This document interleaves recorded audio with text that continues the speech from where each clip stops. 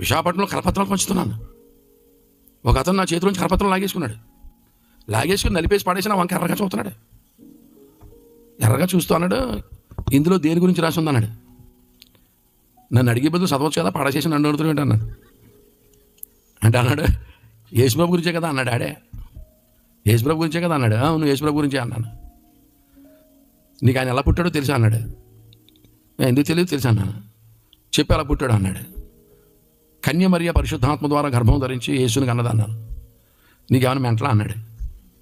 Yeah అన్నాను. పురుషునితో సంబంధం లేకుండా పిల్లలు పుడతారా అన్నాడు. నేను అన్నాను, మనుషులకైతే అసాధ్యం కానీ దేవునికి సమస్తము సాధ్యమే అన్నాను. ఇటువంటి పిచ్చి పిచ్చి కథలు ఎప్పుడు నమ్మకం, అదంతా అబద్ధం, ఇక్కడి నుంచి వెళ్ళిపో అన్నాడు. నేను అన్నాను, వెళ్ళిపోతాను కానీ వెళ్ళిపోయే ముందు ప్రశ్న అడుగుతాను, సమాధానం చెప్పాను. ఏంటో అడిగా అన్నాడు. కర్ణుడు ఎక్కడి నుంచి పుట్టాడు అన్నాను. చెవులోంచి పుట్టాడు అన్నాడు. చెవులోంచి పుడితే గర్భసంచి గోబలో ఉందా అన్నాను. ఆడికి మెంటలో వచ్చేసింది. గర్భసంచి గోబలో ఉంటే ఇంత అయిపోతా గోబా. ఇప్పుడు గర్భవతి మొహం చూస్తే బిన్నర మొహం వేసుకుని చచ్చిపోమా అన్న దాబుని. ఇప్పుడు చెవులోంచి పుడితే గర్భసంచి గోబలో ఉందంటారా. నీకు ఇది నచ్చిందా? నీకు నాకు మెంటలో నీకు మెంటలు ఇవ్వాలి. యేసుప్రభు నమ్ముకరా అన్నగానే వచ్చేసాను. దేవునికి స్తోత్రం.